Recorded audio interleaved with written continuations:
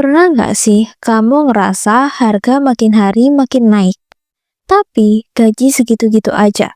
Belanja jadi cepat habis, cicilan terasa makin berat, dan nabung rasanya makin susah. Banyak orang mikir ini cuma harga lagi naik biasa, padahal sebenarnya ada satu faktor besar di belakangnya, pelemahan rupiah.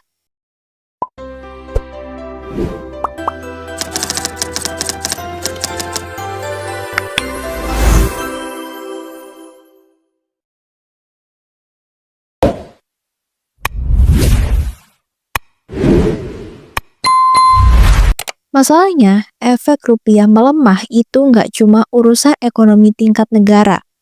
Dampaknya langsung nyentuh kehidupan sehari-hari, dari harga makanan, biaya transportasi, sampai keputusan orang buat nunda beli barang. Dan kalau dibiarkan, efeknya bisa panjang banget. Di video ini, kita bakal kupas pelan-pelan. Kenapa rupiah bisa melemah? Bagaimana dampaknya ke inflasi? Kenapa daya beli masyarakat turun? Dan yang paling penting, apa yang sebenarnya sedang terjadi di ekonomi Indonesia sekarang? Santai, gampang dipahami, tapi tetap tajam. Segmen pertama, rupiah melemah bukan cuma angka di layar. Banyak orang melihat nilai tukar rupiah cuma sebagai angka di berita ekonomi. Padahal, setiap pergerakan kurs sebenarnya punya dampak nyata ke kehidupan sehari-hari. Ketika rupiah melemah, harga barang impor langsung ikut naik karena butuh rupiah lebih banyak untuk membeli dolar. Indonesia masih bergantung pada banyak barang dari luar negeri, terutama bahan baku industri, teknologi, obat, dan energi. Jadi saat kurs berubah, efeknya menyebar ke banyak sektor. Ini bukan kejadian sesaat loh, tapi efek berantai yang terus berjalan. Produsen yang bergantung pada bahan impor otomatis menghadapi biaya produksi yang lebih tinggi. Mereka harus memilih, menanggung kerugian atau menaikkan harga. Dan hampir selalu pilihan yang terjadi adalah harga jual ikut naik. Di sisi lain, distributor dan pedagang juga menyesuaikan harga karena biaya logistik naik, transportasi, dan operasional meningkat. Akhirnya, konsumen melihat kenaikan harga di tingkat toko tanpa tahu proses panjang di belakangnya. Yang menarik nih, dampak ini sering terasa pelan, gak langsung melonjak drastis, tapi naik sedikit demi sedikit. Karena itu, banyak orang yang tidak sadar bahwa penyebabnya berasal dari pelemahan nilai tukar. Ketika kondisi ini berlangsung lama, ekonomi rumah tangga ikut berubah. Pengeluaran meningkat tanpa disadari, sementara pemasukan tetap sama. Di titik inilah masyarakat mulai merasa hidup makin mahal. Segmen kedua, inflasi, efek domino yang tidak terlihat. Inflasi bukan cuma soal harga naik. Inflasi adalah proses panjang di mana kenaikan biaya menyebar dari satu sektor ke sektor lain, dan pelemahan rupiah sering jadi pemicu awalnya.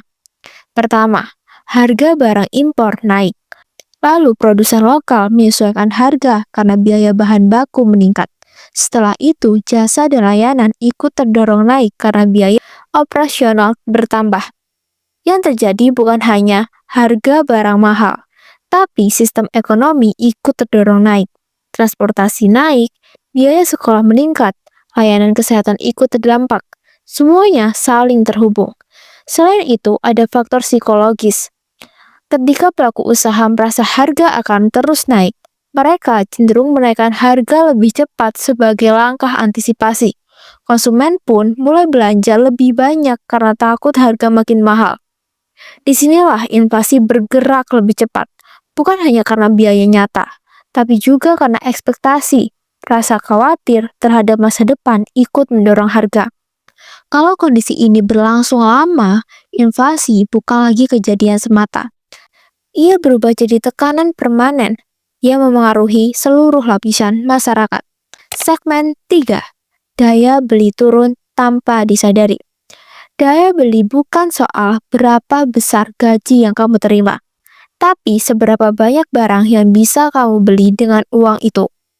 Saat inflasi naik, nilai uang secara perlahan menurun. Gaji mungkin tidak berubah, tapi harga kebutuhan naik. Akibatnya, uang yang dulu cukup untuk belanja sebulan, sekarang hanya cukup untuk 3 minggu. Ini yang disebut penurunan pendapatan real. Masyarakat mulai menyesuaikan gaya hidup. Makan di luar dikurangi, hiburan dipangkas, dan belanja non-prioritas ditunda. Bahkan keputusan kecil seperti memilih merek lebih murah jadi hal biasa. Kelas menengah biasanya paling terasa dampaknya. Mereka tidak miskin, tapi juga tidak punya ruang finansial besar. Sedikit kenaikan harga bisa langsung mengubah pola pengeluaran. Keluarga berpendapatan rendah menghadapi tekanan lebih berat lagi. Sebagian besar pendapatan habis untuk kebutuhan pokok. Ketika harga naik, ruang untuk bertahan semakin sempit. Di titik ini, ekonomi tidak lagi terasa stabil di tingkat rumah tangga. Bukan karena krisis besar, tapi karena biaya hidup terus naik sementara pendapatan tertinggal. Segmen 4. Dunia usaha ikut tertekan. Pelemahan rupiah bukan cuma masalah konsumen. Pelaku usaha juga menghadapi tekanan besar. Biaya bahan baku naik, biaya distribusi meningkat, dan daya beli masyarakat menurun. Ketika konsumen mulai mengurangi belanja, omset bisnis ikut turun. Perusahaan harus berpikir ulang soal produksi, stok, bahkan jumlah tenaga kerja. Banyak keputusan bisnis jadi lebih hati-hati. UMKM termasuk yang paling rentan. Mereka tidak punya cadangan dana besar, sehingga kenaikan biaya langsung terasa. Sedikit perubahan harga bisa memengaruhi kelangsungan usaha. Perusahaan besar pun tidak sepenuhnya aman loh. Mereka harus menjaga harga tetap kompetitif sambil menahan biaya. Ini situasi yang sulit karena margin keuntungan makin tipis. Jika kondisi berlangsung lama, investasi bisa melambat. Pelaku usaha memilih menunggu daripada mengambil risiko. Padahal investasi adalah mesin utama pertumbuhan ekonomi. Disinilah terlihat bahwa pelemahan rupiah tidak hanya berdampak pada individu, tapi juga pada aktivitas ekonomi secara keseluruhan. Segmen 5. Adaptasi cara masyarakat bertahan. Saat ekonomi berubah, masyarakat tidak tinggal diam. Orang mulai mencari cara bertahan, mulai dari mengatur ulang anggaran, mencari penghasilan tambahan, sampai belajar investasi. Kesadaran finansial meningkat. Banyak yang mulai memprioritaskan dana darurat, mengurangi utang konsumtif, dan lebih selektif dalam belanja. Keputusan finansial jadi lebih rasional. Perubahan gaya hidup juga terlihat jelas. Produk lokal lebih diminati, belanja impulsif berkurang, dan orang mulai membandingkan harga sebelum membeli. Di sisi lain, teknologi membantu masyarakat beradaptasi. Aplikasi keuangan, marketplace, dan layanan digital membuat orang lebih mudah mengelola uang dan mencari alternatif. Namun, adaptasi ini tidak selalu mudah. Tidak semua orang punya akses atau pengetahuan yang sama. Karena itu, dampaknya terasa berbeda di setiap kelompok masyarakat. Yang pasti nih, pelemahan rupiah membuat banyak orang mulai sadar bahwa stabilitas finansial pribadi itu penting. Bukan lagi pilihan, tapi kebutuhan. Realita ekonomi yang harus dipahami.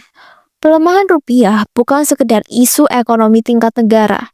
Ia punya efek nyata, harga naik, daya beli turun, bisnis tertekan, dan masyarakat harus beradaptasi. Semua saling terhubung dalam satu rantai panjang. Yang membuatnya terasa berat adalah prosesnya terjadi pelan, tidak dramatis, tidak konsisten, dan justru karena itu dampaknya sering tidak disadari, sampai akhirnya terasa di kehidupan sehari-hari. Memahami kondisi ini penting supaya kita tidak hanya bereaksi, tapi bisa bersiap, mengatur keuangan, menyesuaikan gaya hidup, dan membuat keputusan finansial yang lebih matang. Ekonomi akan selalu bergerak, naik dan turun. Rupiah bisa melemah, bisa juga menguat. Tapi yang paling penting adalah bagaimana masyarakat memahami perubahan itu dan tetap mampu bertahan. Karena pada akhirnya, kekuatan ekonomi bukan hanya di angka makro, tapi di kemampuan individu dan keluarga menjaga stabilitas hidupnya di tengah perubahan.